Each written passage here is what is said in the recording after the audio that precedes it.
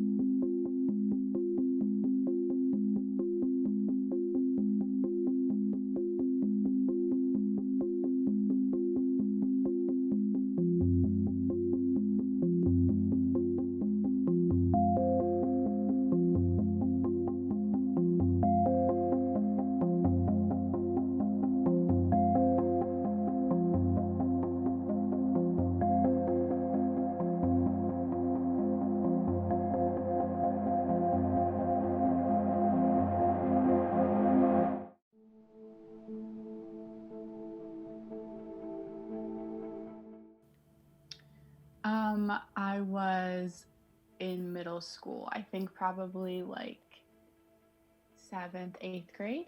It was like second grade, so I was like, I don't know, how old are you? 8? I feel like it was when I was about 18. I think it started up in high school when I was around 14 to 15. Um, I think like a lot of other queer people, you sort of have this special sense of yourself that you like sort of know, but you can't quite explain what it is. And I couldn't really explain that, but I would say maybe like 9 or 10.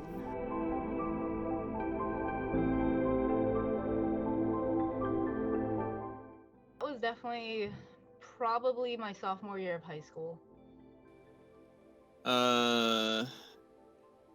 18? When I was 14. I don't think I really ever thought about it until recently when I've like understood what it means to like have a gender identity. Like I've always felt, I guess, probably very solid in being female.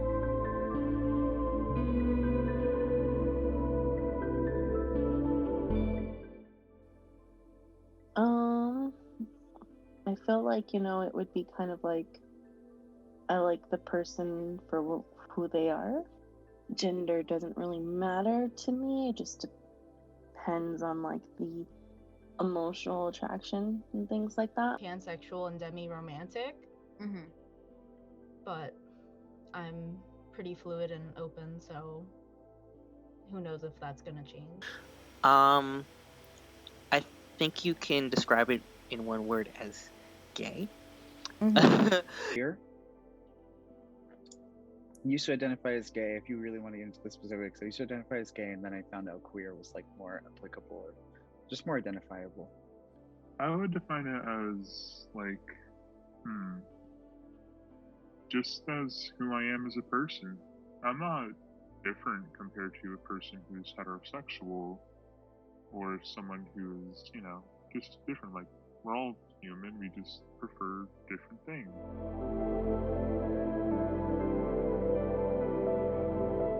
I would say they don't necessarily define each other. Not necessarily. I feel like, at the end of the day, it kind of depends like who you are and what matters to you. It doesn't matter if you're born whatever gender. You should just focus on what makes you happy. Okay, I think they can be a little bit related. I mean, I've read some people who like to interview people who like their gender are more into different genders. But I think that they're mostly separated. I don't necessarily think so. I think that both things can be a spectrum. Like, I don't think anyone is necessarily 100% like one or the other. In some ways, it does to some extent, just because your sexuality and gender identity can kind of conflict. And, you know, at first you may think that you're gay, and then later on you start to understand yourself and figure out maybe it's my gender identity and, you know, I'm actually straight and trans. So it all just really depends on the person and persons that they're interested in.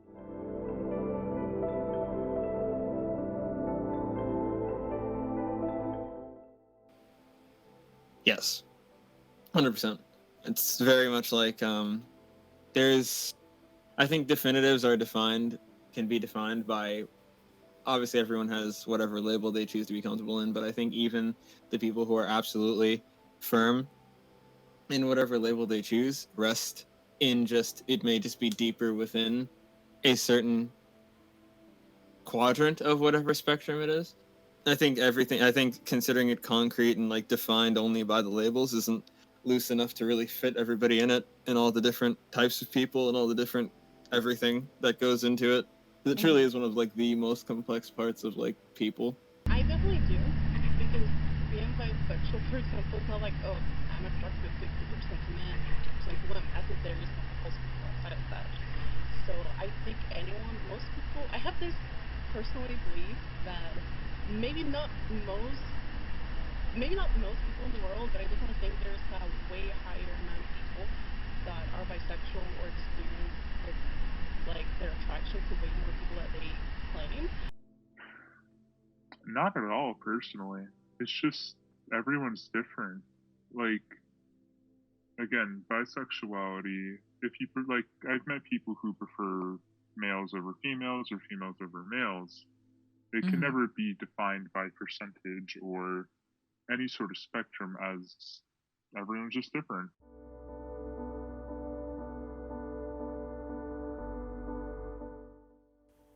Again, fluctuate is the wrong word, but being fluid in the sense that your sexual preferences aren't tied down to any one thing. It's dependent on the individual, and it's not dependent on anything else other than who that person is. It's not tied to their gender. It's not tied to their sexual identity. It's not tied to any of that stuff. It's just them as a person. So fluid, you can go back and forth between however you're feeling based on the other person. It exists, and I would define it as, even though if you identify as hetero or as a homosexual or even as a bisexual, there's still a level of attractiveness that you can find yourself in. And also taking into consideration asexuals with their sexuality, it could also range from a romantic standpoint. Therefore, even though they might not be interested or sexually attracted to people,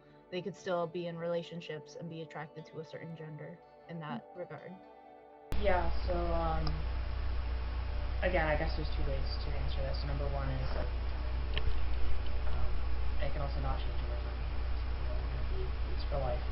Some people are going to have waxing and waning and whether they're feeling sexual attraction.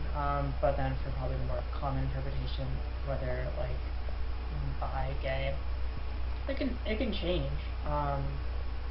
Like I think I am less strict in how the people that I'm attracted to nowadays than I was before.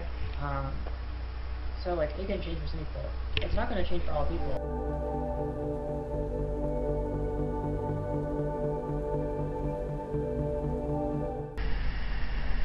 I don't think it is. I'm gonna make a joke. If sexuality was a choice, most people wouldn't be attracted to men. It's definitely not a choice, because if you were, really wouldn't choose to be attracted to men, because it's the problem. I mean, I guess maybe some things can like sway people sometimes. I don't know, I figure it's kind of naturally a part of who we are. I don't think someone can be like, oh, like I saw a woman naked now it's young and I'm gay. I think that it's a combination of both things. I don't believe, like personally, I don't buy into the born this way sort of thing. I think that certainly like some people feel that way, that's great in the community, but I think that you sort of develop your identity over time. I don't think these things are either or. So in terms of choice, no, I don't think you pick like your attractions necessarily, Mm-hmm. but you do pick your identity. You have the choice to express your identity. You have the choice of how to define it. You have the choice of telling others. Mm-hmm. Those are in the realm of your control. So I don't think it's fixed at birth. And in terms of like influenced by events, maybe somewhat, but I don't know if there's like particular events that influence. I think it's, you know, your entire upbringing, every social factor that sort of impacts your understanding of your sexuality, your identity, your attraction.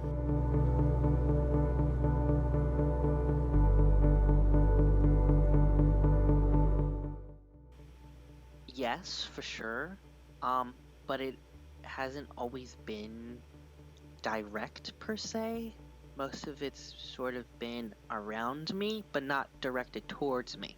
Like Mm-hmm. it would be a homophobic thing to say in general, and I would be offended, but it wasn't personally directed towards me and my sexuality. If I have faced anything towards my sexuality, it's gone over my head. I think the only time I have faced anything in regards to my sexuality was unfortunately like biphobia, Mm-hmm. um, which kind of sucks since it's coming from people who are in the LGBT community, but it's been more so about my gender identity and whether I'm presenting more masculine than a cisgendered woman. Definitely have. I experience it with my family right now, and they luckily have gotten better over time, and I hope things will continue to get better. I will say that I have experienced specific like biphobia. Even with my girlfriend at the time who identified as gay, she would often make jokes about the fact that I was bi and that I was going to change my mind.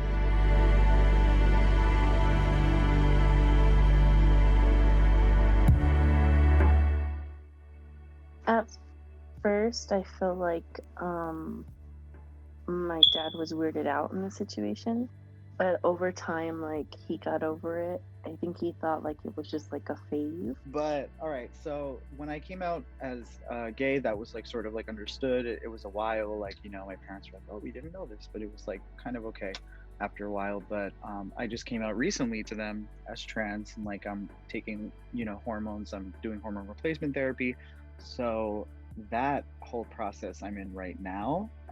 So my answer to you is sort of. I don't think they understand it though. I mean, I think if I told maybe like sister or something, she'd kind of like be understanding. But I don't know, the way I like the way I kind of like understand my like family's view of things. Like if someone else is like gay or something, they're like, okay, I'm not a big fan of that, but it's your choice. But I feel like if it were me, it would be very like, stop it, why, like you're lying, like stop that. I don't know. So I just think they would not be supportive.